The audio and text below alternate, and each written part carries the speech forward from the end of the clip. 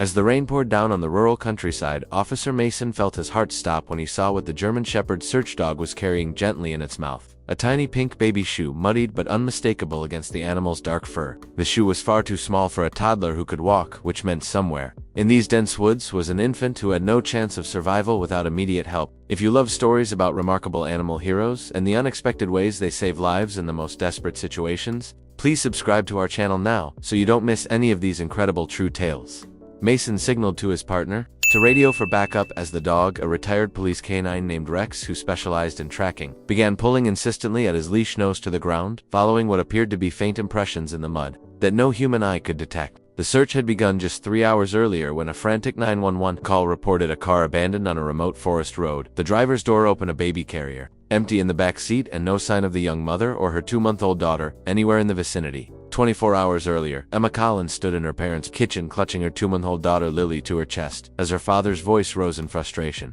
"You can't keep doing this, Emma," Michael Collins said, running a hand through his graying hair. "You need stability for Lily's sake. You need to think about her future." Emma shifted Lily to her other shoulder, the baby making soft cooing sounds, oblivious to the tension in the room. "I am thinking about her future, Dad. That's all I do. I'm trying to figure this out by dropping out of your nursing program, by turning down the daycare assistance we offered. How is that planning for the future?" Emma felt the familiar tightness in her chest, the sensation of walls closing in that had become her constant companion since Lily's birth. Her mother Catherine entered from the living room, her expression a careful neutral that Emma had come to resent more than her father's open disapproval. "Michael, please," Catherine said softly. "This isn't helping." But Emma had already reached her breaking point. The sleepless nights, the constant worry, the crushing weight of responsibility, all of it seemed to press down on her at once. "I'm leaving," she announced, grabbing Lily's diaper bag from the counter. "I need some space." "Emma, wait," her mother called, but Emma was already moving toward the door, Lily secure in her carrier. "I'll be back later," Emma said, not meeting either of their eyes. "I just need to clear my head."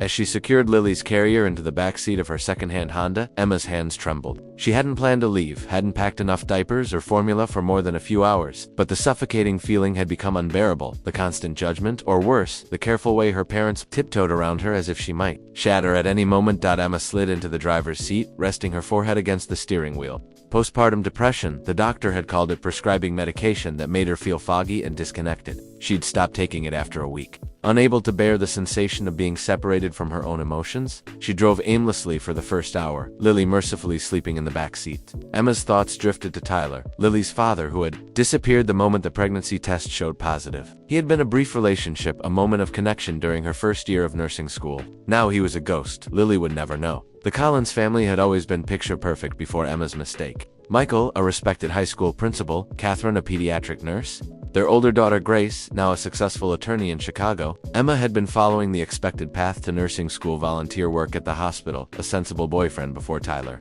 Then came the positive test, the dropped classes, the whispers in their small town. Her parents had stood by her. Of course, the Collins family handled things properly. They supported Emma financially, let her move back home, prepared the nursery with all new furniture. But their disappointment hung in the air, unspoken but palpable. As Emma drove, rain began to fall, gentle at first, then heavier, drumming against the roof of the car. She realized she'd driven nearly 40 miles from town, following rural roads that wound through farmland and forest. Lily would be waking soon, hungry, and needing a change.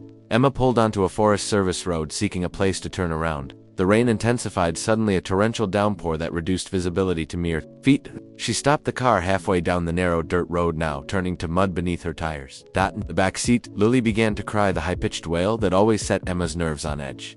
"It's okay, baby," Emma called, her voice tight. "Mommy's here." But as Emma unfastened her seatbelt to reach back, the familiar tightness returned to her chest. Her heart raced, her breathing shallow and quick. Panic attack. The doctor had called these episodes another symptom of the depression. Usually, Emma could control them, focus on her breathing count backward from 100. But today, with the rain isolating them in this remote place, Lily's cries piercing her ears, the panic took hold completely. Emma stumbled from the car, hardly aware of what she was doing. The rain soaked her, immediately plastering her hair to her face. Lily's cries grew more insistent. Moving on autopilot, Emma opened the rear door, unstrapped the carrier, and lifted Lily out, cradling the infant against her chest. "Lily, it's okay," she murmured, rocking gently. "We're okay." Through the curtain of rain, Emma thought she saw lights in the distance. Melanie's cabin. The thought surfaced from somewhere deep in her memory. Melanie, her mother's friend, had a cabin in these woods. If she could reach it, they could wait out the storm, call her parents. Emma began walking, Lily bundled against her chest, protected by Emma's jacket from the worst of the rain. The lights seemed to move or recede as she walked, but Emma kept going certain. That shelter waited ahead. Back at the Collins home, Michael paced the living room, phone in hand. It's been 6 hours, Catherine. She's not answering her phone. Catherine sat on the couch, hands clasped tightly in her lap. She said she needed space. Michael, if we push too hard, we'll just drive her further away. It's not about Emma anymore, Michael said, his voice rising. It's about Lily. There's a storm out there and our daughter is driving around with our granddaughter. Catherine nodded slowly. Try calling again. If she doesn't answer, we'll call the sheriff. But Emma didn't answer. As evening approached, Michael called the sheriff's department, only to be told that an adult missing for less than 24 hours, especially one who had left voluntarily, wasn't considered a missing person. They would keep an eye out for Emma's car, but suggested she had probably gone to a friend's house. This is ridiculous, Michael said after hanging up. I'm going to look for her myself. Where? Catherine asked. We don't know where she went. Michael grabbed his keys and raincoat. I'll start with the places she usually goes. The park by the hospital, Melanie's place, the coffee shop where she used to study. Someone must have seen her. As Michael drove through the darkening evening, the rain continuing to fall, he fought against the growing sense of dread in his chest. Something was wrong. He could feel it with the same certainty he'd felt the night Emma broke her arm falling from a tree at age 7. Parental intuition had him racing through town, checking every location he could think of with no success. Finally, on a hunch, he turned toward the rural roads Emma had always loved to drive when she needed thinking time. Miles from town, Michael's headlights illuminated something on a Forest Service road that made his blood run cold. Emma's Honda parked. At an odd angle, doors opened to the pouring rain.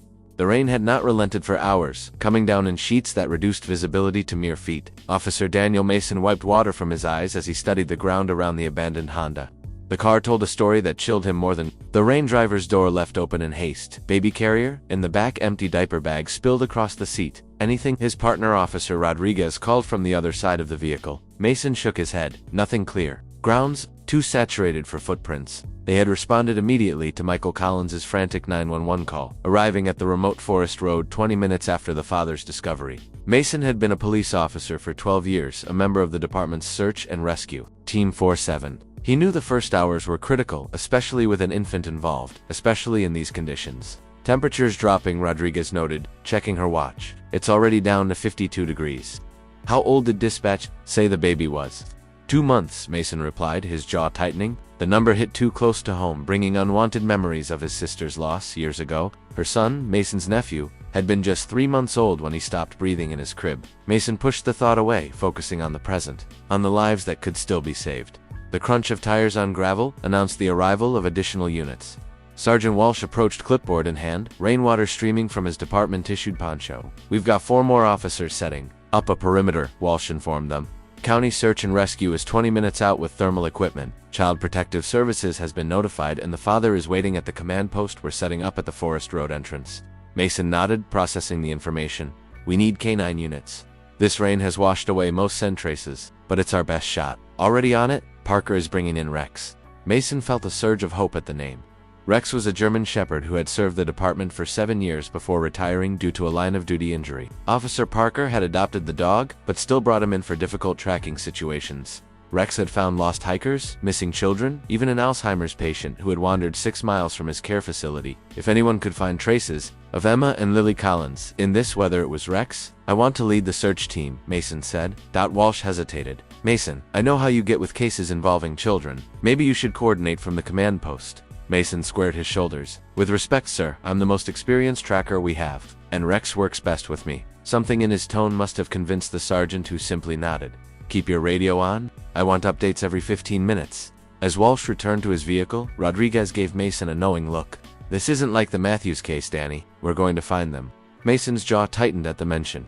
Jeffrey Matthews, age 6, had wandered away from a family camping trip last summer. Mason had led that search to finding the boy after 14 hours. But they had been too late. Exposure and a fall had taken the child's life. Mason had carried the small body out of the woods himself, an experience that haunted his dreams still.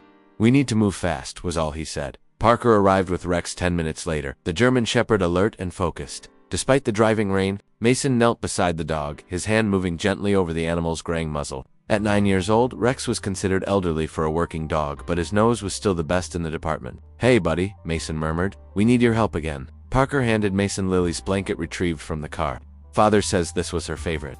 Hasn't been washed in a while, so the scent should be strong. Mason held the small pink blanket to Rex's nose, watching as the dog inhaled deeply, committing the scent to memory. Rex's ears perked forward, his posture changing subtly as he transitioned into working mode. "Find Lily," Mason commanded.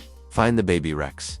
The dog immediately began circling the car, nose to the ground, moving in widening patterns. The search and rescue team assembled behind Mason, flashlights cutting through the growing darkness as evening approached. Rodriguez distributed maps of the Forest Service area, marking the abandoned car's location, if she was trying to find shelter there. "Are a few possibilities," Rodriguez explained. "Old Firewatch Tower, 2 miles northeast, couple of hunting cabins to the west. The ravine to the south has some overhangs that could provide cover." "She wouldn't have known about those," Michael Collins interjected, having approached the group, unnoticed. His face was haggard with worry. "Emma doesn't hike. She's not outdoorsy." Mason gentled his tone. "Mr. Collins, you should wait at the command post. We'll bring you updates." Michael shook his head, rain dripping from his hair. "That's my daughter and granddaughter out there. I'm coming with you." Before Mason could argue, Rex barked sharply, drawing everyone's attention. The dog had moved 20 yards from the car toward a dense section of forest, his posture rigid with excitement. "He's got something," Parker called. Mason jogged to Rex's position, studying the ground. There in the mud, nearly washed away but still visible, was a partial footprint. Small, likely female. Mason felt a surge of adrenaline. "Good boy, Rex," he praised, slipping the dog a treat from his pocket. "Find more. Find Lily." Rex pulled forward, following an invisible scent trail that only he could detect. Mason and the search team fell in behind, the dog flashlights illuminating the increasingly difficult terrain. The forest grew denser here, pines and hardwoods, creating a canopy that at least partially sheltered the ground from the direct force of the rain. 15-minute check-in, Rodriguez reminded, passing Mason a radio. "Search Team Alpha to command. Following promising track heading southeast from the vehicle. K9 has a scent trail, terrain becoming steeper." "Copy that, Alpha," Walsh's voice crackled back. "Be advised, Weather Service has upgraded to severe storm warning. Wind gusts expected to reach 40 miles per hour within the next 2 hours. Mason exchanged grim looks with Rodriguez. The situation was deteriorating rapidly. An adult might survive a night in these conditions, but a 2-month-old infant had virtually no chance without proper shelter and warmth. Rex continued to lead them deeper into the forest, occasionally pausing to reacquire the scent. Darkness had fallen completely now, the rain a constant drumming on the forest floor. Despite waterproof clothing, everyone on the team was soaked through to the skin, the cold beginning to seep into muscles and joints. Suddenly Rex stopped, his body going rigid. Mason approached carefully, watching as the dog pawed at something partially buried in mud and leaves. Reaching down, Mason felt his heart skip a beat as his fingers closed around soft fabric. Holding his flashlight close, Mason examined the item. A small blanket patterned with cartoon elephants soaked through, but unmistakably a baby's blanket. Michael Collins gasped behind him. "That's Lily's," he confirmed, his voice breaking. "Catherine made it for her." Mason held the blanket to Rex's nose. "Good boy. Find Lily. Find the baby." With renewed determination, Rex pulled forward, disappearing into the darkness ahead as thunder rumbled in the distance. Emma hadn't meant to walk so far from the car. In her mind, the journey had a simple logic. She had seen lights through the trees, had thought of Melanie's cabin, and had started walking toward what seemed like safety. But the woods played tricks, distorting distance and direction. What had appeared to be cabin lights had revealed itself as nothing more than raindrops catching the fading daylight through breaks in the canopy. By the time Emma realized her mistake, she had been walking for nearly 20 minutes, Lily fussing against her chest. Turning around, Emma found she couldn't be certain which direction led back to the car. The rain had intensified, disorienting her further paths that had seemed clear moments ago, now indistinguishable from the surrounding forest. "It's okay, Lily," Emma whispered, though the reassurance was as much for herself as for her daughter. "Mommy just needs to think." Emma tried to recall what she knew about being lost in the woods. "Stay put," they always said. "Let rescuers come to you." But staying put meant exposing Lily to the elements, with night approaching and temperatures dropping. The baby's cries were growing more insistent, a sure sign she was hungry, cold, or both. "We need to find shelter first," Emma decided, speaking aloud, "to combat the rising panic. Then we can wait for help." She continued forward, reasoning that downhill would eventually lead to a road or stream. The ground grew increasingly slick with mud and wet leaves. Emma clutched Lily tighter, wrapping her own jacket around the carrier for additional protection. The baby's weight, which normally felt so natural against Emma's chest, now seemed to pull her off balance with each careful step. Her mind drifted as she walked, memories surfacing unbidden. Her mother teaching her to bake cookies, Lily's birth, the overwhelming rush of love mixed with terror when the nurses had first placed the tiny bundle in her arms. Emma wondered if her parents had noticed her absence yet, if they were worried or simply frustrated with what they would see as another impulsive decision. The intrusive thoughts that had plagued Emma since Lily's birth returned with renewed force. You're a terrible mother, you can't take care of her. Everyone knows it. She pushed back against these cruel internal voices, focusing instead on the immediate need to find shelter. The first fall took her by surprise, a simple misstep on slick ground that sent Emma to her knees. She managed to twist protectively, ensuring Lily didn't impact the ground, absorbing the shock with her own body. Mud soaked through her jeans, pain flaring in her right knee. "It's okay," Emma gasped, struggling back to her feet. "We're okay, Lily." But the second fall minutes later was far more serious. The forest floor suddenly gave way beneath Emma's feet, the ground sloping sharply into what she realized too late was a ravine. She slid more than fell, clutching Lily desperately to her chest as branches and rocks scraped against her body. Emma's world narrowed to a single imperative: protect the baby, protect Lily. They came to rest at the bottom of the embankment. Emma's ankle twisted beneath her, sending waves of pain up her leg. Worse, she had struck her head against something during the fall. Dizziness and nausea washed over her as she carefully checked Lily for injuries. The baby was crying but seemed physically unharmed still, securely strapped in her carrier, protected by Emma's arms and body. Relief flooded through Emma, followed immediately by crushing fear. They were now at the bottom of a steep ravine, Emma injured, Lily hungry, and night falling rapidly around them. "Help!" Emma screamed, her voice seeming to disappear into the roar of the rain. "Somebody help us!"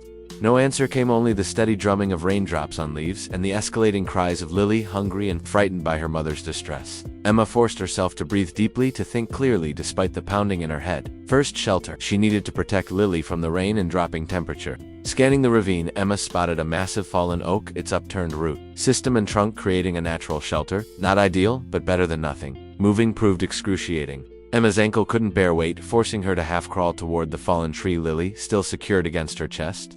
By the time she reached the makeshift shelter, Emma was shaking with cold and exertion, her clothes soaked through her head, throbbing mercilessly at the space beneath. The massive trunk was tight but dry, the thick roots and compacted earth, creating a windbreak against the intensifying storm. Emma wedged herself into the small cavity, carefully unfastening Lily from the carrier. "I know you're hungry, sweetie," Emma soothed as she checked Lily's diaper, finding it soaked through. "Mommy's going to take care of you." The diaper bag had been lost in the fall, but Emma had stuffed a few emergency supplies into her pockets before leaving the car: 2 diapers, a small container of formula, and a bottle. With shaking hands, Emma changed Lily's diaper, using her own less wet shirt to dry the baby as best she could. Mixing formula proved challenging in the dim light with trembling fingers. Emma managed to combine the powder with collected rainwater, producing a meal that wasn't properly warmed but would satisfy Lily's hunger. The baby drank eagerly, her cries subsiding into contented suckling sounds. As Lily drank, Emma assessed their situation with growing despair. Her phone had been in her jacket pocket now, soaked and unresponsive. Her ankle throbbed mercilessly, likely sprained if not broken. The dizziness from her head injury hadn't subsided, suggesting a concussion. Worst of all, no one knew where they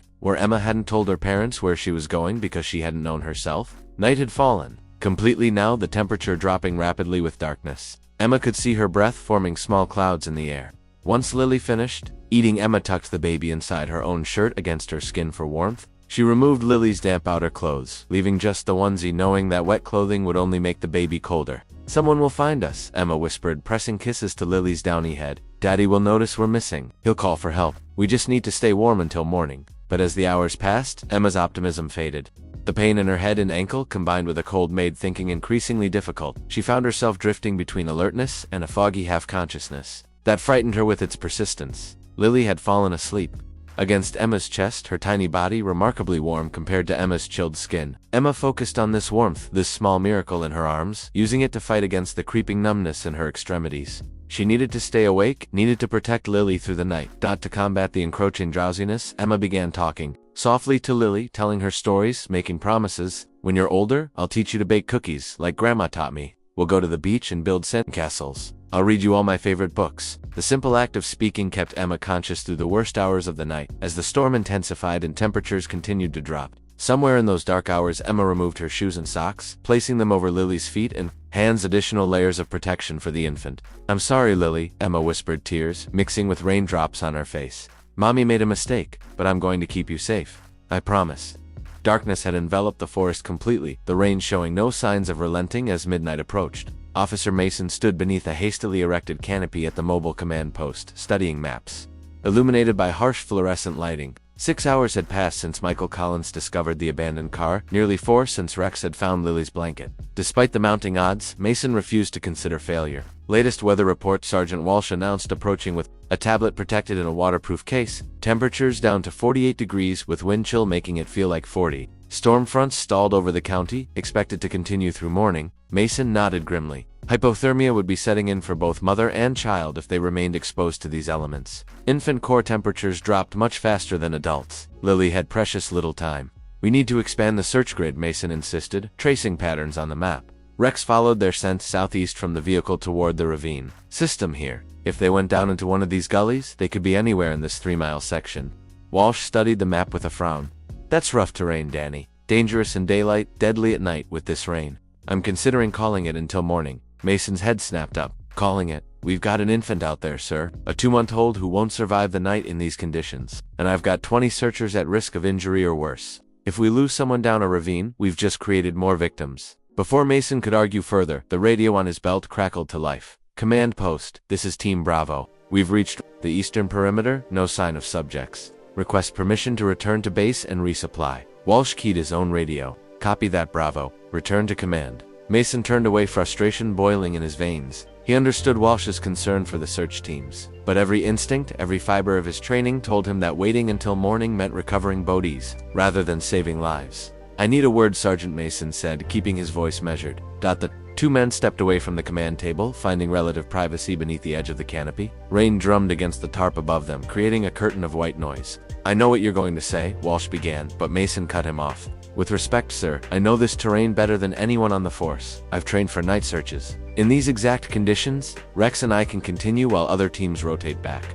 Walsh studied Mason's face. This is about your nephew, isn't it? The question hit Mason like a physical blow. 8 years had passed since he'd received the call that his sister's baby had stopped breathing, that despite the paramedics' best efforts, the infant couldn't be revived. Mason had been on duty, unable to be there when his family needed him most. It is about a mother and baby out in lethal conditions, Mason replied, his voice tight. This is about doing the job we signed up for. Walsh held Mason's gaze for a long moment before sighing. For more hours. Then you rotate back, no arguments, and you take Rodriguez with you. Relief flooded through Mason. Yes, sir, thank you. As Mason turned to collect his gear, he nearly collided with a woman in a bright yellow rain slicker. The hood pulled back despite the downpour, revealing a face he recognized immediately. Sarah Jenkins, Mason said, surprised. Didn't expect to see Timber Mountain Search and Rescue out tonight. Sarah Jenkins ran the county's volunteer search and rescue organization specializing in canine tracking. In her mid-40s, with gray-streaked hair and weathered features, Sarah had a reputation for finding people others couldn't. Heard the call about an infant, she replied simply. Brought Dante. Thought you could use another nose. Mason glanced. Behind her, seeing the distinctive form of a bloodhound sheltered beneath the command tent. Dante was 6 years old, a legend among search and rescue teams for his phenomenal scent tracking abilities. Unlike Rex's all-purpose police. Training, Dante had been specifically trained from puppyhood for one purpose. Finding missing persons. We could definitely use you, Mason said, with genuine relief. Rex found a scent trail but lost it at the edge of the ravine system. Grounds too saturated with rainwater. Sarah nodded, understanding the challenge. Bloodhounds track differently than shepherds. Dante might pick up what Rex missed. She gestured to Michael Collins, who sat beneath the canopy, clutching a thermos. With 1,000-yard stare. But the father, grandfather, mother is 22, daughter is 2 months. Sarah's expression hardened with resolve. Let me talk to him, get something with both scents, if possible. Meet you and Rex at the ravine entrance in 20 minutes later, Mason, Rodriguez, Sarah, and the 2 dogs stood at the point where Rex had lost the trail. Rain continued to pour around them, flashlights cutting weakly through the darkness. Michael Collins had provided one of Lily's unwashed onesies retrieved from the Collins home by Catherine. Dante had sniffed it thoroughly, memorizing the infant's scent before Sarah led him to the last known location. How do you want to work this? Mason asked as the bloodhound began circling, sniffing the ground with methodical precision. Parallel tracking, Sarah suggested. Rex follows his original trail. Dante works a new pattern. They alert differently, so we'll know who's found something. Rodriguez consulted her GPS unit. Ravine drops about 60 feet here. Gets steeper further east. Mason nodded, processing the information. If Emma had fallen into the ravine, injured herself, she wouldn't have been able to climb out, would have had to move along the bottom seeking shelter. His light traced the edge, revealing how treacherous the ground had become, saturated soil crumbling at the slightest touch. Dante's distinctive baying suddenly cut through the drumming rain. The bloodhound had moved 20 yards east of their position, nose to the ground, tail rigid with excitement. He's got something, Sarah called already, moving toward her dog. Mason and Rodriguez followed Rex, trotting alongside, clearly responding to the bloodhound's excitement. Dante led them along the ravine edge, moving parallel to the drop, not toward it. Mason frowned in confusion. If Emma and Lily had fallen in, Dante should be leading them to the point of descent. I don't understand, Rodriguez said, echoing Mason's thoughts. Is he tracking them or not? Sarah studied her dog's behavior. He's definitely on a scent, but it's behaving oddly, like it splits here. Mason's light caught something half buried in mud. A faint impression that might have been a footprint heading away from the ravine, not toward it. Had Emma initially avoided the ravine, only to encounter it elsewhere, they continued following Dante for another quarter-mile, the bloodhound moving with growing confidence. Suddenly the dog stopped baying excitedly, paws digging at something in the mud. Mason knelt, finding a small pink object barely visible against the dark ground. "It's a baby shoe," he announced, his heart pounding. Tiny infants. As Sarah brought Dante to the shoe, letting him reconfirm the scent.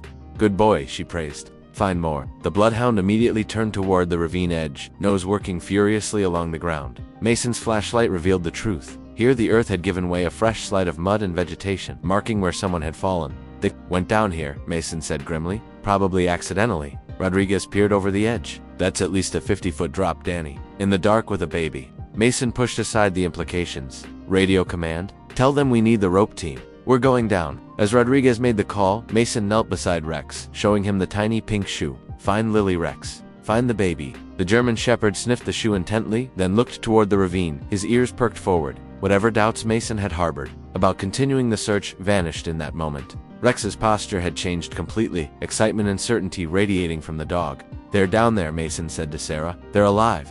Rex knows it." Michael Collins couldn't feel his hands anymore. He'd been clutching the same styrofoam cup for hours. The coffee long since gone cold, forgotten, as he stared into the middle distance.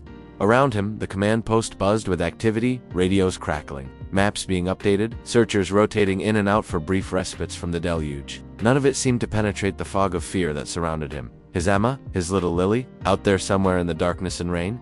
Mr. Collins. Michael looked up to find a young officer standing before him, rain dripping from her poncho. "Would you like a fresh coffee? Or something to eat? We've got sandwiches." He shook his head, unable to imagine putting food in his stomach. "Any news?" He asked instead the same question he'd been asking hourly since the search began. "Nothing confirmed yet, sir," the officer replied, her expression gentle. "But the dogs are working a promising trail. Officer Mason is our best tracker. If anyone can find them, he can." Michael nodded mechanically, the reassurance washing over him without providing comfort. He'd heard variations of the same statement. All night the words increasingly hollow as hours passed and temperatures dropped. His mind drifted to Emma. As a child, her small hand in his as they walked to the neighborhood park. She had been fearless then, climbing higher than the other children, laughing at his nervous calls to be careful. When had that changed? When had his bright, confident daughter become the fragile, anxious young woman who had driven away with Lily? This morning, the sound of tires on gravel pulled Michael from his thoughts. Through the rain, he recognized Catherine's sedan pulling into the makeshift parking area. His wife emerged, clutching an umbrella, though it did little good against the wind-driven rain. An officer escorted her to the command tent, Catherine's eyes finding Michael immediately. "Any news?" She asked the same question that had become his mantra. Michael shook his head. "They're searching the ravine system southeast of where I found the car. The dogs found ... His voice caught. "The dogs found one of Lily's shoes." Catherine sank onto the bench beside him, her composure cracking for the first time. "Her little pink shoes. The ones my mother bought." "Yes." They sat in silence for a moment, the weight of possibility pressing down on them both. Finally, Catherine spoke, her voice barely audible above the rain. "I keep thinking about what I could have said differently this morning. How I could have stopped her from leaving." Michael felt the familiar surge of frustration. "You've been tiptoeing around her for months, Catherine. We both have, treating her like she'd shatter at the slightest pressure, because she might," Catherine shot back. "You don't understand postpartum depression, Michael. It's not just feeling sad, it's a clinical condition. Her brain chemistry is literally altered, and that excuses everything. Dropping out of school, cutting off her friends, driving off with our granddaughter into a storm." The moment the words left his mouth, Michael regretted them. Catherine's face crumpled, her professional nurse's composure dissolving into raw maternal anguish. "Our daughter is out there," she whispered. "Our baby girl and her baby, and all you can think about is how she's disappointed you." The truth of it hit Michael like a physical blow.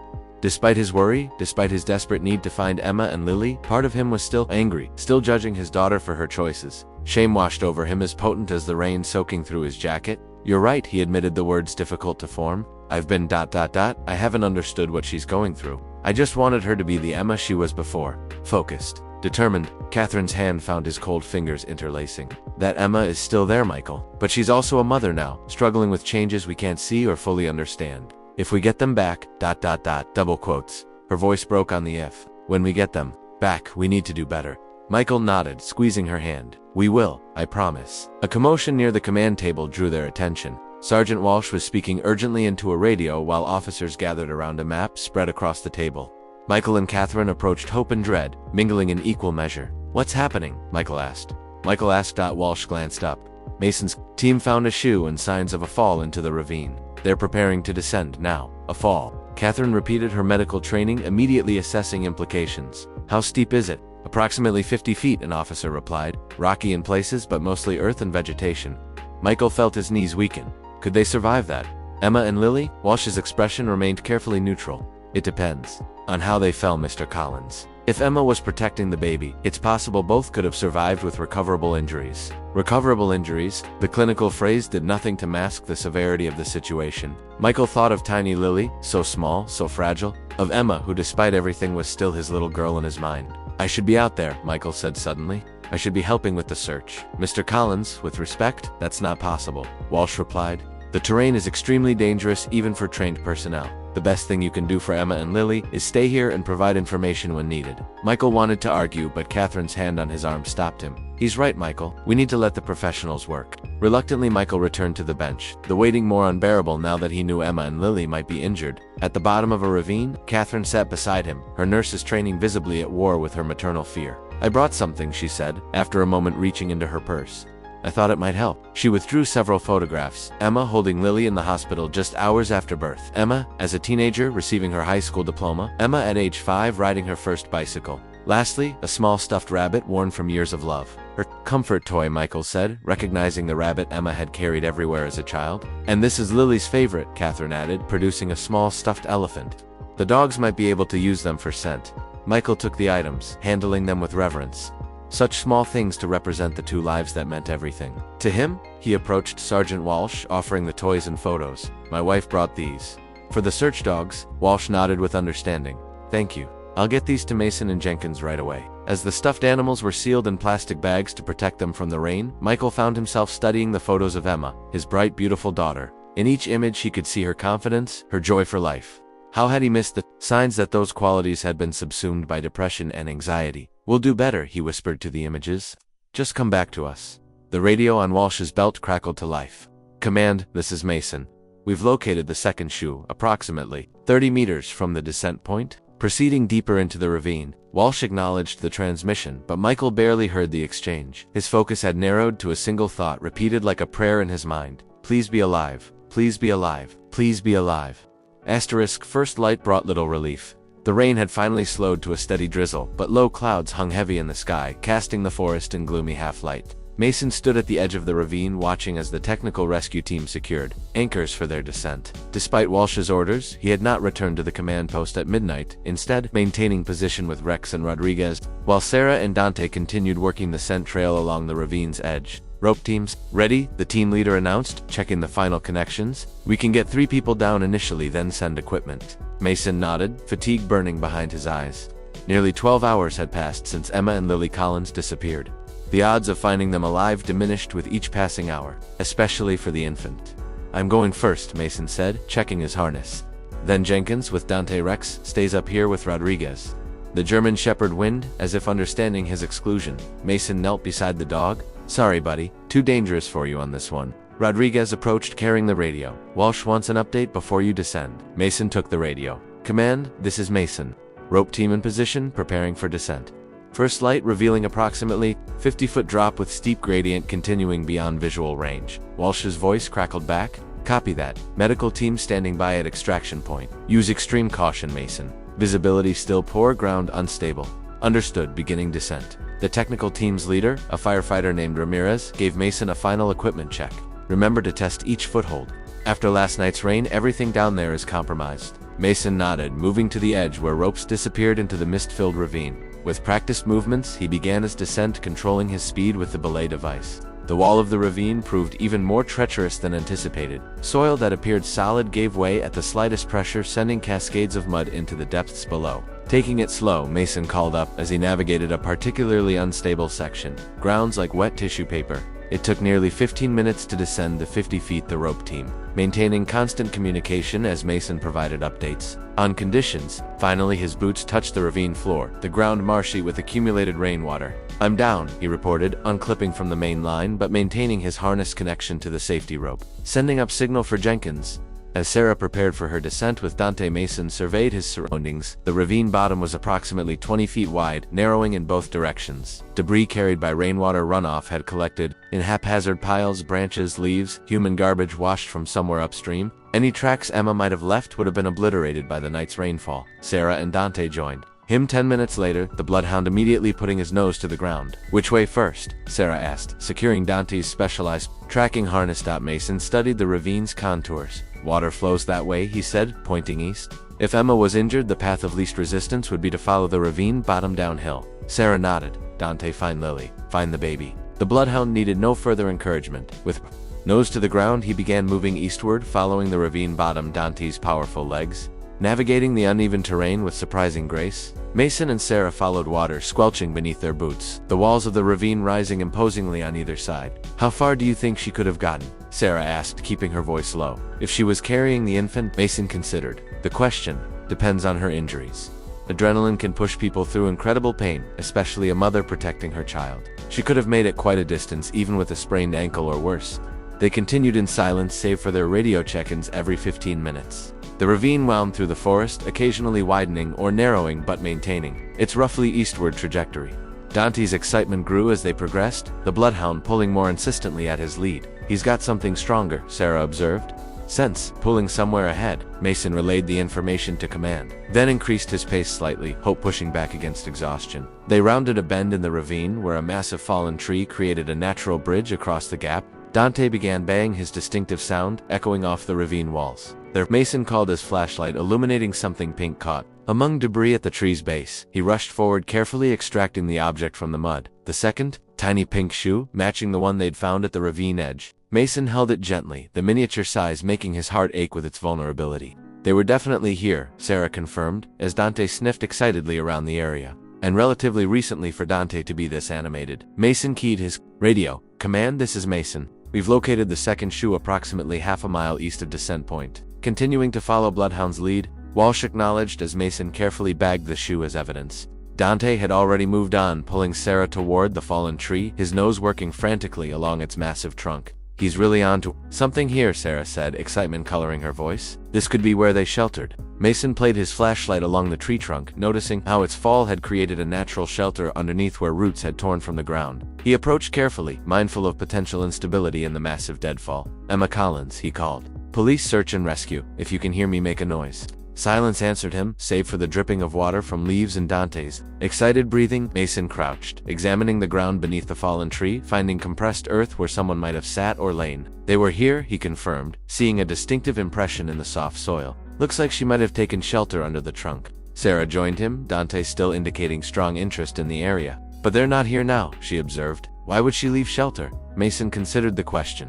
Maybe the water level rose during the night. Maybe she heard something and thought help was close. Another darker possibility remained unspoken between them, that Emma's mental state had deteriorated, causing her to make irrational decisions. Dante suddenly barked sharply, pulling toward something partially buried in the mud. Mason knelt, finding a wadded bundle of fabric. With careful hands, he unfolded it, revealing a woman's jacket wrapped around what at first glance appeared to be. "Oh God," Sarah breathed. But as Mason gently opened the bundle, he found not an infant but clothing, baby clothes carefully wrapped to preserve warmth. A tiny onesie, several small socks. Hope and dread mingled in his chest. Emma had removed Lily's clothes. Why? To dry them. To better warm the baby against her own skin.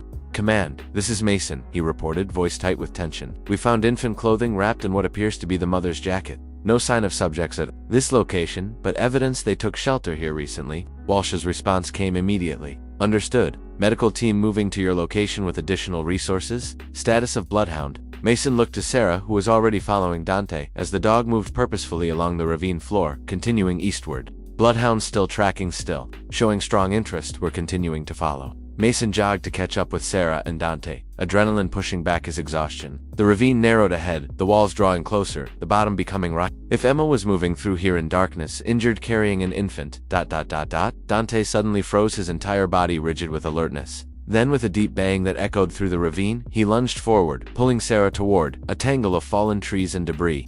Dante's urgent baying drove Mason forward, his exhaustion forgotten, as he scrambled over slick rocks following Sarah and the Bloodhound. They had reached a section where several fallen trees created a natural dam collecting debris washed down by the night's rainfall. Dante pulled insistently toward the largest tree, a massive oak whose extensive root system had been exposed when it toppled. "Easy, Dante," Sarah cautioned, struggling to control the excited dog. "Easy." Mason approached the tangle of roots and earth, playing his flashlight into the shadows beneath. At first he saw nothing but mud and debris, then a flash of pale skin. "Emma, Collins," he called, dropping to his knees to peer into the small cavity.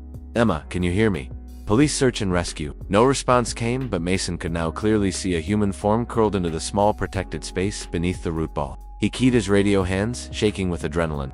"Command, this is Mason. We've located what appears to be one of our subjects at the eastern end of the ravine, approximately 1 mile from entry point. No response to verbal communication. Requesting immediate medical support." Walsh's acknowledgement was immediate. "Medical team already en route to your position, ATA 12 minutes. Status of infant unknown," Mason replied, unable to see if Lily was present. Proceeding with caution to assess. The space beneath the roots was tight, too small for both Mason and Sarah to access simultaneously. "I'm going in," Mason decided, handing his radio to Sarah. "Guide me if I can't see." Mason removed his helmet and outer gear to reduce his profile, then carefully began to navigate the narrow opening beneath the roots. The cavity was larger than it appeared from outside a natural shelter, perhaps 5 feet deep. As his eyes adjusted to the dimness, Mason could make out Emma Collins lying on her side, unmoving, her face pale in the beam of his flashlight. "Emma," he called again, receiving no response. Reaching forward, he pressed fingers to her neck, finding a pulse. Weak but present. Relief flooded through him. "She's alive," he called back to Sarah. "Pulse is weak but definite." "The baby." Sarah called, her voice tense. Mason played his light over Emma's still form, seeing no immediate sign of the infant. Fear clutched at his chest. Had Lily been separated from her mother, lost in the darkness or floodwaters? Then he noticed how Emma's arms were positioned, not loose in unconsciousness, but curled protectively around her torso. With gentle movements, Mason shifted his position to see what she was cradling. There, nestled against Emma's chest, was Lily, her tiny form tucked inside what appeared to be her mother's shirt, skin to skin for warmth. Mason held his breath as he carefully placed 2 fingers against the infant's neck, finding a steady pulse much stronger than her mother's. "I've got her," he called, his voice breaking with emotion. "The baby's here, alive." Sarah's relieved exclamation was echoed by radio chatter as she relayed the information to command. Mason turned his attention back to mother and child, assessing their condition. Emma was clearly hypothermic, her skin cold and clammy, her breathing shallow. But in her final conscious actions, she had saved her daughter's life, using her own body to keep Lily warm despite the dropping temperatures. The infant stirred slightly at Mason's touch, making small whimpering sounds that were the most beautiful thing he'd ever heard. Lily appeared remarkably unharmed, protected by her mother's desperate efforts. "Emma," Mason tried again, gently shaking her shoulder. "Emma, can you hear me? We're here to help you and Lily." Emma's eyelids fluttered briefly, but she didn't regain consciousness. Mason reported her condition to Sarah, who relayed it to the approaching medical team. They needed to get both mother and child out of this cold, wet environment as quickly as possible. Sarah called from outside. "Medical team's almost here. They want to know if it's safe to extract." Mason assessed the situation. The root cavity had protected Emma and Lily from the worst of the elements, but it was precarious. Soil and roots could shift if disturbed incorrectly. "We need the technical team," he replied. "Structure's unstable. Tell them to bring a backboard and infant carrier." The next 15 minutes passed in controlled urgency as the medical team arrived, bringing equipment down the steep ravine walls. Mason remained with Emma and Lily, monitoring their conditions, whispering reassurances, though Emma remained unconscious. Lily had begun crying weakly, a good sign, according to the paramedic who had joined Mason in the cramped space. "She's dehydrated, but her core temperature is surprisingly good," the paramedic reported, checking the infant's vital signs. "Mom did an incredible job keeping her warm." "What about Emma?" Mason asked. The paramedic's expression grew more serious as he examined the young mother. "Severe hypothermia, possible concussion, definitely a badly sprained ankle. She's in rough shape, but stable enough to move." Extracting Emma proved challenging, requiring careful coordination to maneuver her limp form through the narrow opening without disturbing the roots above. Lily was brought out first, wrapped in thermal blankets, and immediately placed in a specialized carrier designed to maintain body heat. The infant's cries grew stronger in the fresh air, another encouraging sign. Emma followed, strapped securely to a backboard, her pale face now covered with an oxygen mask. As the medical team stabilized both patients, Mason stepped back, watching the coordinated professionalism with profound relief. They had found them. Against all odds, Emma and Lily Collins were alive. "You did it," Sarah said, joining him, Dante sitting proudly at her side. "Without this guy, I don't think we would have found them in time." Mason nodded, scratching the bloodhound behind the ears. "Dante's the hero today." He glanced toward the ravine wall, where the rope team was setting up a new system for extraction. "Now comes the hard part, getting them out of here." The technical complexity of raising an unconscious woman and an infant up the steep ravine, well, required precise teamwork. A specialized harness was rigged to allow a medic to ascend with Lily secured against his chest. Emma would follow on the backboard, kept stable by guide ropes on either side. As preparations continued, Mason radioed command. Subjects secured and stabilized, preparing for extraction. Request helicopter evacuation from upper access point. Already. Inbound. Walsh confirmed. ETA 20 minutes. Collins' family has been notified, both subjects found alive. Mason imagined the scene at the command post, the relief, the tears, the profound gratitude that would be washing over Michael and Catherine. Collins. After a night of unimaginable fear, they had received the news every family prayed for. Ready for infant extraction, the rope team.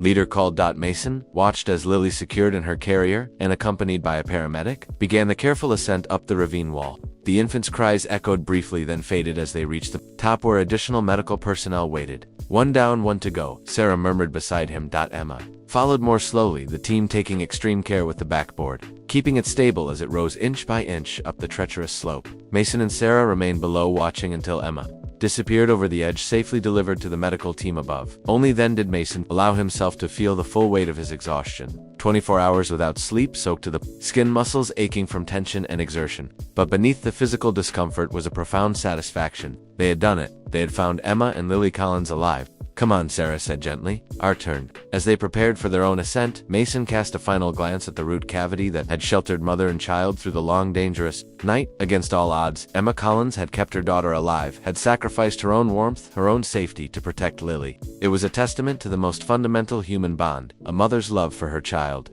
The emergency room erupted into controlled chaos as the doors burst open, admitting the gurneys. The first carried Emma Collins, still unconscious, and 4 already established in her arm, oxygen mask secured over her face. The second, smaller, specialized gurney held Lily, the infant, now wrapped in thermal blankets, a pediatric team immediately surrounding her. 22-year-old female, severe hypothermia, core temperature, 92.3, possible concussion, sprained left ankle. The paramedic reported as they transferred Emma to a trauma bay. Approximate 12 to 14 hours exposure to elements. Found unconscious, but protecting the infant in the adjacent bay, Lily's tiny form disappeared amid medical personnel, their voices overlapping as they assessed the tomb and hold. Infant, female, approximately 2 months old, mild hypothermia, core temp 95.8, signs of dehydration, but responsive to stimuli. Dr. Alina Ramirez, the attending physician, moved efficiently between the two patients, directing teams for each. Start active for the mother, warm saline for warming blankets. I want continuous cardiac monitoring. Let's get imaging for that head injury and ankle. In the waiting room, Michael and Catherine Collins sat rigid with anxiety.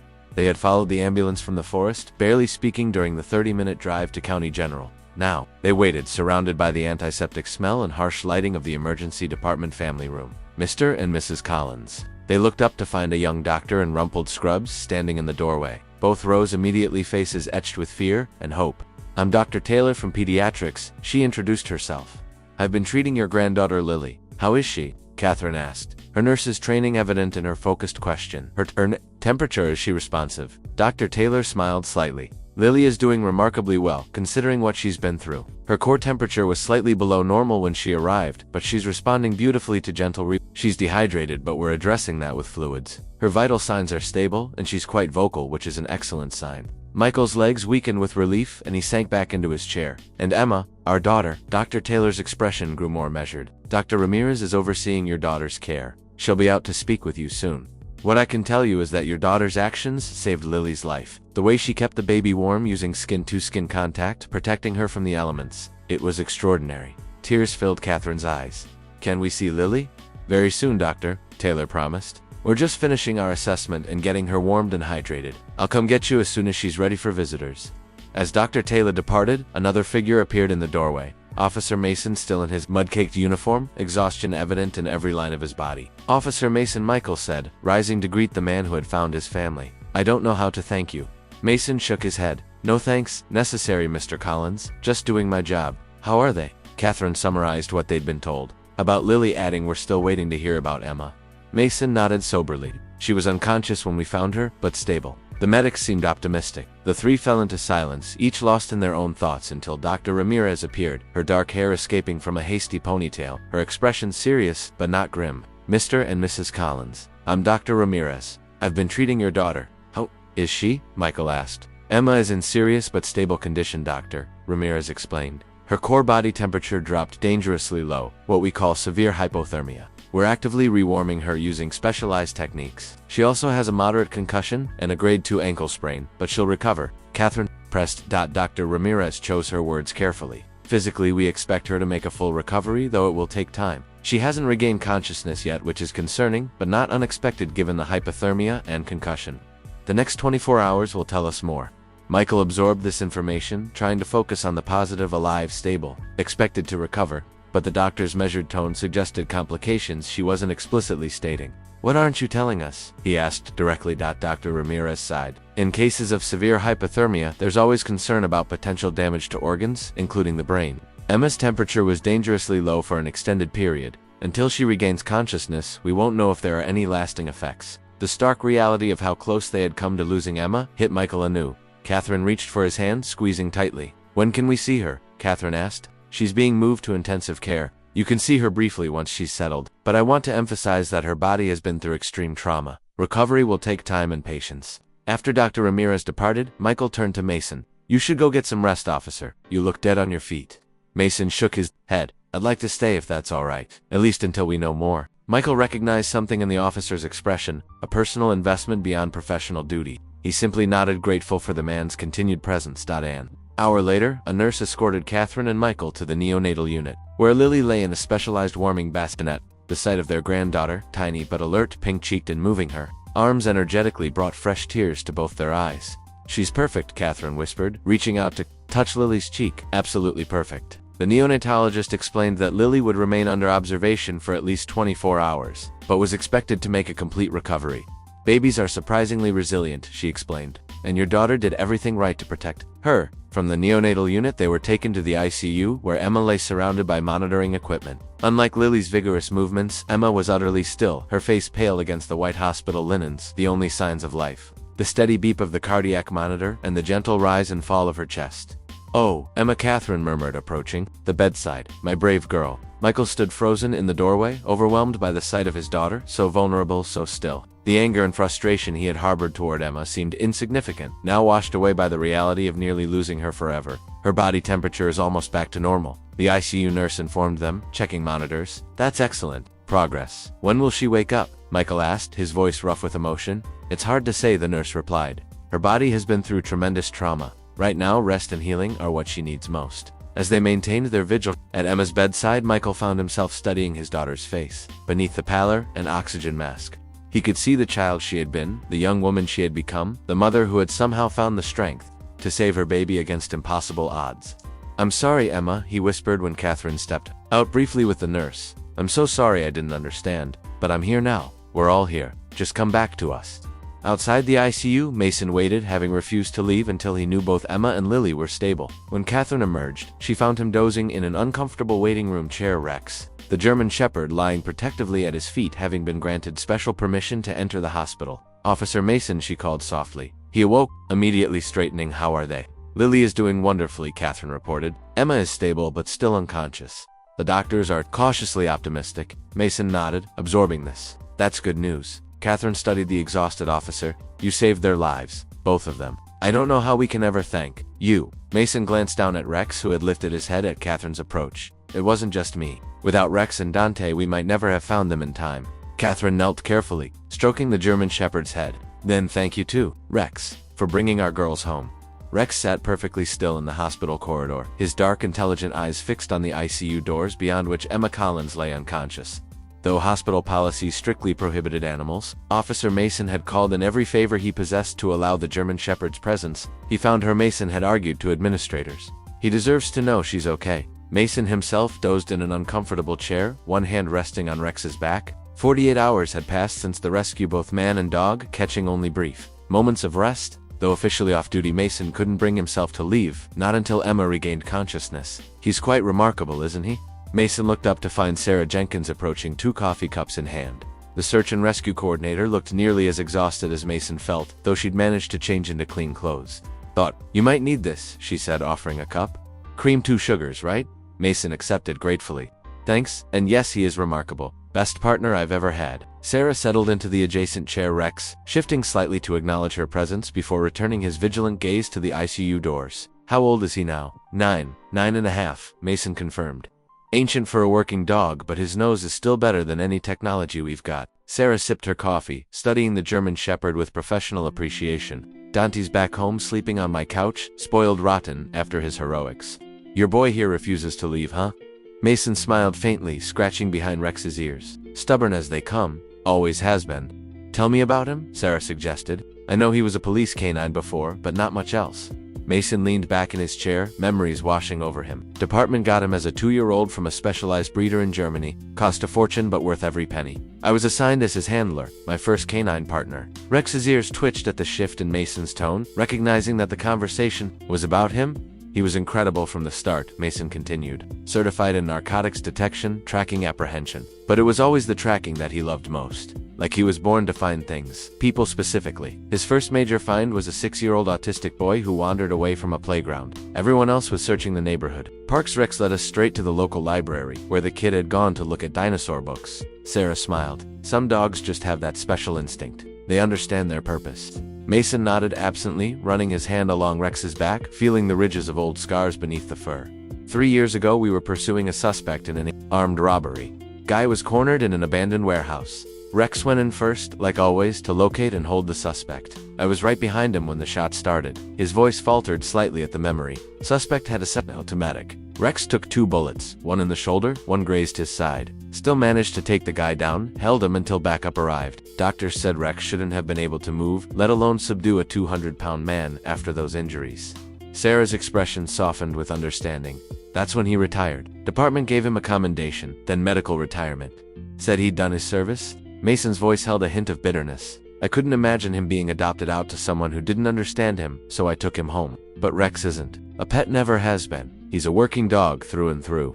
So you started bringing him on search and rescue operations, Sarah concluded. Mason nodded. Unofficially at first. Just having him in the car when calls came in. But then there was this case. Elderly woman with dementia wandered from her care facility. STANDARD. Search protocols were getting nowhere. I brought Rex in just to see if he could help, and he found her, Sarah guessed. In 30 minutes, she'd somehow gotten herself locked in a maintenance shed nearly a mile from the facility. After that, the department created a special consultant designation for him. Lets him deploy on critical searches without all the liability issues of an active K-29. Rex's ears perked forward, his attention sharpening as Michael Collins emerged from the ICU doors. Mason and Sarah both stood expectantly. No change. Michael reported, his face haggard from worry and lack of sleep. Doctors say her vital signs are improving, but he trailed off, clearly overwhelmed. Why don't you get some coffee, Mr. Collins? Sarah suggested gently. I was just hearing about Rex's impressive career. Michael glanced down at the German Shepherd, his expression softening slightly. The hero of the hour. Catherine's been reading about search and rescue dogs online. Said their sense of smell is something like 50 times more sensitive than humans. More like 100,000 times, Sarah corrected. They can detect scents in parts per trillion. To put that in perspective, if you diluted a drop of blood in 20 Olympic swimming pools, Rex could still smell it. Michael looked impressed, despite his exhaustion. And he's retiring after this. Mason's hand stilled on Rex's back. He should have retired years ago, honestly. His joints bother him more than he lets on, especially in cold, wet conditions. The vet says he's developing arthritis in his hips. But he doesn't want to stop, Michael observed, watching Rex's alert posture. Working dogs live to work, Sarah explained. Especially ones with Rex's drive. They don't understand retirement. Conversation paused as a doctor emerged from the ICU, consulting briefly with a nurse before approaching their small group. Mr. Collins, the doctor greeted, we're seeing some encouraging signs. Your daughter's intracranial pressure has normalized and her latest blood work shows improving kidney function. Is she waking up? Michael asked the question that mattered most. Not yet, but she's showing increased responsiveness to stimuli.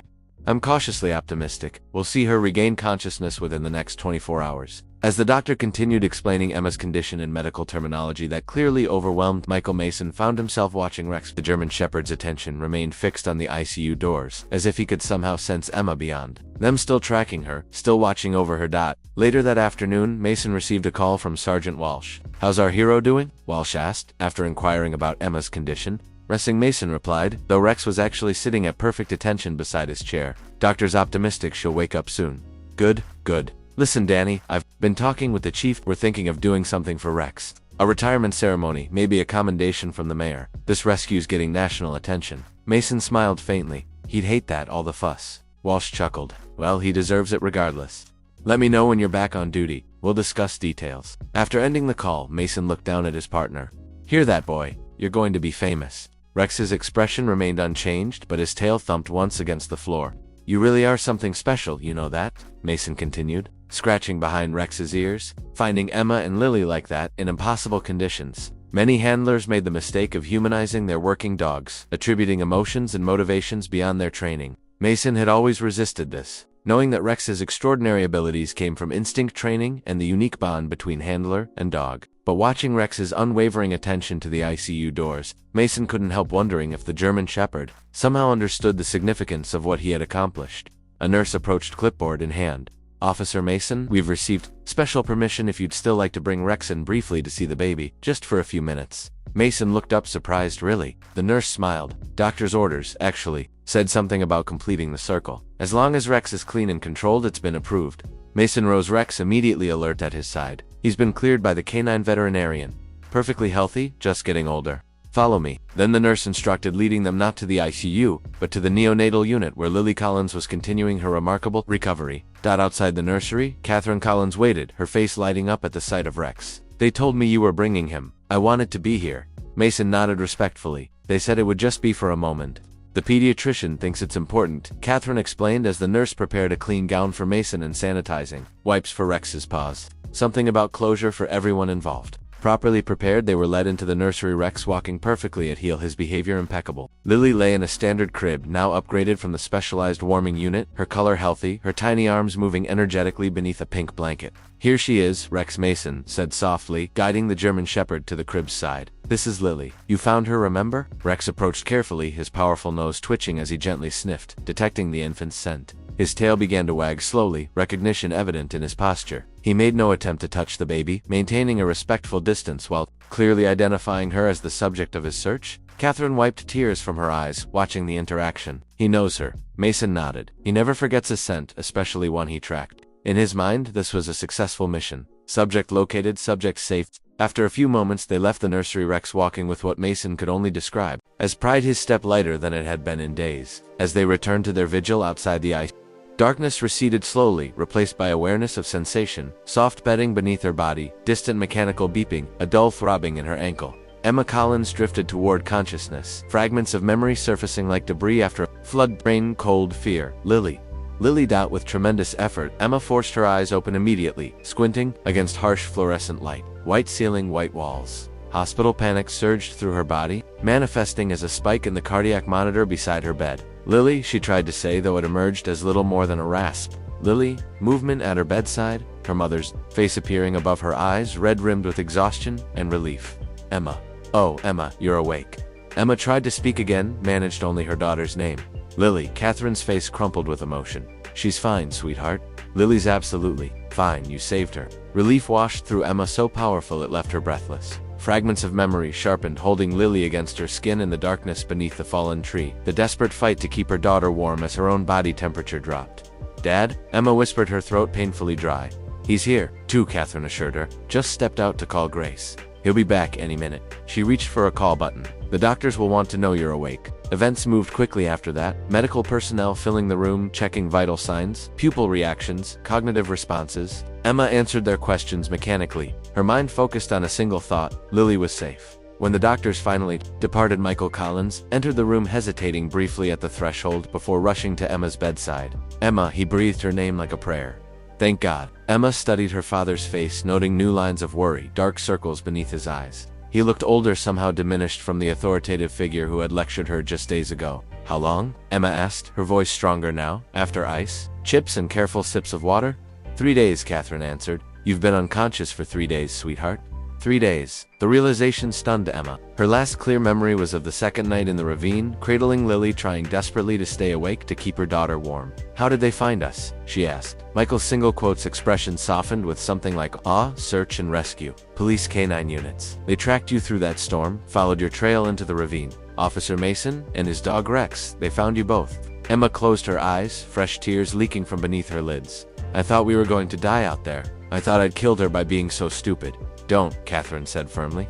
You protected her, Emma. The doctor said Lily survived because of what you did, keeping her against your skin, sharing your body heat, wrapping her in your clothes while you froze. You saved her life. A soft knock at the door interrupted them. A nurse entered carrying a small bundle wrapped in a pink blanket. "Someone's eager to see her mommy," the nurse announced, smiling. "Pediatrics said a brief visit would be fine now that you're awake." Emma's heart leaped as the nurse carefully transferred Lily into her arms. The infant's weight, solid and real against her chest, brought fresh tears. Lily's eyes were open, bright and alert, her tiny fingers flexing as she regarded her mother. "Hi, baby," Emma whispered, pressing a kiss to Lily's forehead. "I'm so sorry. Mommy's so sorry."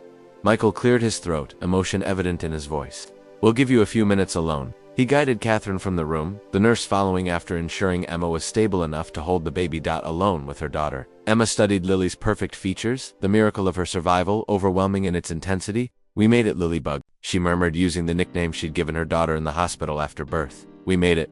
The door opened again, admitting a tall man in a police uniform. He stopped short, clearly surprised to find Emma awake. "I'm sorry," he apologized. "I was just checking in. I can come back later." Emma studied him, noting the exhaustion in his face, the mud still clinging to his boots. "Are you Officer Mason?" she asked. He nodded, stepping further into the room. "Yes, ma'am.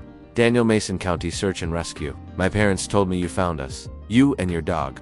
Mason's expression softened. "Rex did the finding. I just followed." Emma tightened her hold on Lily slightly. "Thank you. We wouldn't have survived another night out there." "You did the hard part, Ms. Collins," Mason replied, his gaze moving to Lily. "Most people wouldn't have managed what you did, protecting your daughter in those conditions." Silence fell between them, Emma processing the gravity of what had happened. Finally, she asked, "How did you find us?"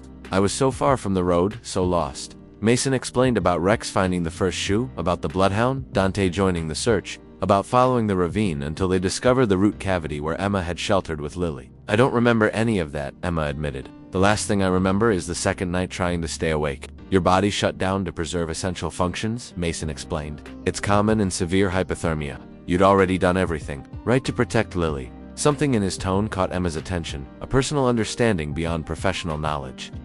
"You have children?" she gasped. Mason shook his head. "No, but I had a nephew. He was about Lily's age when—" He paused, collecting himself. "When he passed away, Sids. I was on duty, couldn't get there in time." Understanding dawned. "That's why you wouldn't stop searching for us." Mason didn't confirm or deny, simply said Rex wouldn't give up. "He knew you were out there." Another knock. At the door preceded the arrival of a doctor, followed by Michael and Catherine. Mason excused himself, promising to return later with Rex, who would be glad to know you're awake. The following hours passed in a blur of medical examinations, neurological assessments, careful explanations of Emma's injuries and recovery process. Though the hypothermia had been severe, she had escaped without permanent damage. The concussion was mild, her ankle sprained, but not broken. Physically, she would recover completely. It was during a quiet moment, late that evening, her parents having reluctantly departed for home to shower and rest, that Emma found herself truly processing what had happened. The gravity of her impulsive decision to drive away during a storm, the near-fatal consequences of her unthinking actions. "You have a visitor," a nurse announced from the doorway. "She says she's your therapist, Dr. Winters." Emma looked up, surprised to see her postpartum depression counselor, the one she'd stopped seeing weeks ago. "It's okay, she can come in." Dr. Winters entered, her kind face serious as she approached Emma's bedside. "I heard what happened. I had to come see how you're doing." Emma felt tears threatening again. "I almost killed my baby," she whispered the truth. She hadn't been able to speak to her parents. "I drove into a storm without supplies, without telling anyone where I was going." "What kind of mother does that?" "A mother suffering from postpartum depression, Doctor," Winters replied gently. "A medical condition that affects your judgment, your decision-making, your very perception of reality." "That's not an excuse." "No, Dr. Winters agreed, but it is an explanation. And more importantly, it's treatable." "Emma, what happened in those woods? Your protection of Lily, your sacrifice that shows who you truly are as a mother. Now you need to get the help that will let that mother emerge fully." Emma looked away, tears flowing freely now. "My parents must hate me." "Your parents love you, Doctor," Winters corrected. "They're frightened for you, worried about you. They want to help but don't know how." As the therapist spoke, Emma found herself remembering her father's face when he'd first entered her hospital room, the naked relief and love there. Not disappointment, not judgment, just profound gratitude that she was alive. "Will you let me help you, Emma?" Dr. Winters asked. "Real help, this time. Medication, therapy, support groups, whatever it takes to get you well." Emma looked down at her hands, remembering how they had held Lily through that terrible night, how they had wrapped her daughter in her own clothing, sacrificing warmth and comfort to keep her baby alive. "Yes," she whispered finally. "I want to get better for Lily, for myself." Dr. Winters smiled gently. "That's the first step, and it's the hardest one." 1 month later, Emma sat on a folding chair in the community center auditorium, Lily secured in a front-facing carrier against her chest. The room buzzed with conversation, police officers in dress uniforms, local officials, community members, all gathered for what the county had dubbed a hometown heroes celebration. "Nervous?" Catherine asked from the seat beside Emma. Emma shook her head. "Not really. Everyone's here to see Rex and Dante, not me." Catherine squeezed her daughter's hand, a gesture that had become frequent in the weeks since the rescue. The Collins family had been transformed by the near tragedy, Emma's recovery becoming the central focus of their lives. Michael had taken leave from his position as principal to help with Lily's care, while Emma attended therapy sessions and support groups. Catherine had reduced her nursing shifts, coordinating her schedule to ensure Emma was never alone for too long. "They're here to honor everyone involved," Catherine corrected gently, "including you." Emma glanced down at Lily, who was contentedly gumming her fist, oblivious to the ceremony about to take place. At 3 months old, the infant showed no signs of trauma from her ordeal, thriving under the attentive care of her mother, grandparents, and the small community that had rallied around them. At the front of the room, a small stage had been erected, with chairs for dignitaries and a podium bearing the county seal. Officer Mason stood to one side in dress uniform, Rex sitting perfectly at attention beside him. Sarah Jenkins waited nearby. Dante the bloodhound uncharacteristically groomed his coat, gleaming under the lights. "Look at Rex," Emma whispered. "He knows this is about him." Indeed, the German Shepherd carried himself with dignity despite the gray around his muzzle and the slight stiffness in his movements. A special blue collar had replaced his working harness, the Medal of Commendation, already attached, glinting in the light. The ceremony began with speeches from local officials. The mayor, the police chief, the county commissioner. They spoke of heroism, dedication, sacrifice, themes that seemed grandiose until Emma remembered the night in the ravine. The absolute darkness, the bone-deep cold, the certainty that she and Lily would not survive. Officer Mason was called forward to recount the search and rescue operation. He spoke clearly, but with humility, emphasizing the teamwork involved, attributing the success primarily to Rex and Dante. When he described finding Emma and Lily in the root cavity, his voice faltered slightly, emotion breaking through his professional demeanor. What we witnessed that night, he concluded, was extraordinary in every sense. Not just the remarkable tracking abilities of these two dogs, but the incredible survival instinct of Emma Collins, who protected her infant daughter against impossible odds. Heroes come in many forms.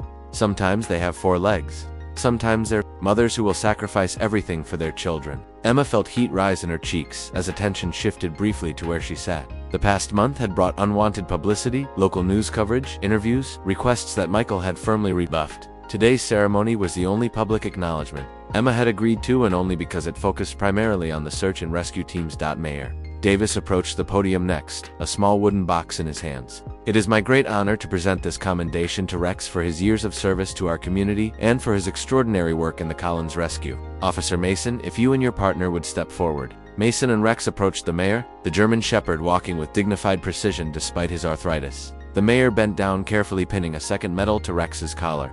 With this ceremony, the mayor announced, "We also officially mark Rex's retirement from search and rescue duties. After 9 years of service, finding missing persons, catching dangerous criminals, and saving countless lives, Rex has earned his rest." Applause filled the auditorium as Rex sat stoically accepting the honor with canine grace. Emma found herself blinking back tears, remembering Mason's description of how Rex had carried her baby's shoe gently in his mouth, how he had tracked their scent through impossible conditions. As the ceremony concluded, people mingled in the community. Center refreshments served at tables along the wall. Emma remained seated, Lily having fallen asleep against her chest, the excitement and noise too much for the small group that had gathered around Mason and Rex. "May we join you?" Emma looked up to find Mason standing nearby, Rex at his side. "Of course," she replied, gesturing to the empty chairs. Mason sat Rex, settling beside him with a soft groan that betrayed his age. "He wanted to see Lily again," Mason explained. "Hope that's okay." Emma smiled. "Of course it is. He saved her life." Rex's intelligent eyes fixed on the sleeping infant, his nose twitching slightly as he detected her scent.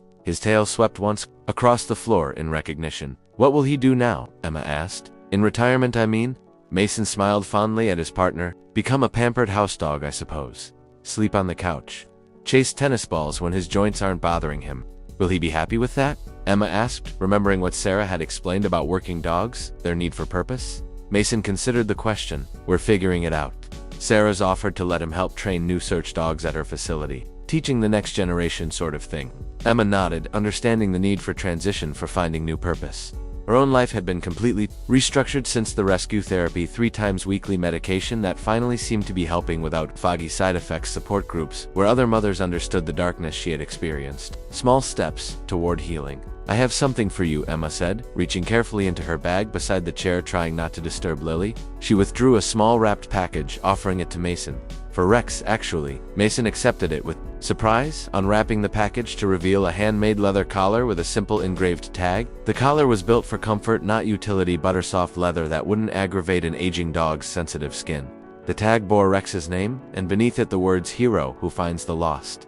Emma, this is beautiful, Mason said, clearly touched. My father helped me find someone to make it, Emma explained. I wanted Rex to have something special for his retirement, something that honored what he did for us. Mason carefully set the collar aside, then reached into his own pocket.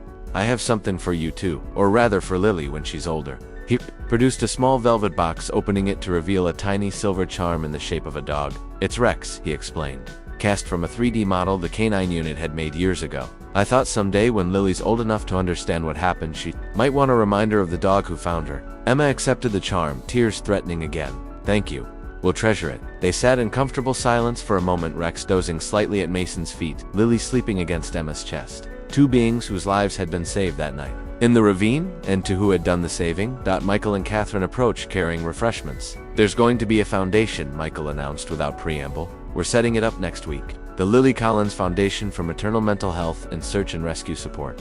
Emma looked up at her father, surprised. He had been transformed, too. In the week since the rescue, his formerly rigid demeanor softened, his priorities realigned. Your mother and I have been talking, he continued. What happened to you, Emma? The postpartum depression? The lack of adequate support? It happens to too many women. And those search teams there, mostly volunteers working with equipment held together by duct tape and determination. We want to change that. Emma felt something unfurl in her chest, a sensation that had been growing incrementally with each therapy session, each day of recovery. Hope? Not the desperate hope of that night in the ravine, but something steadier, more sustainable. I want to help, she said.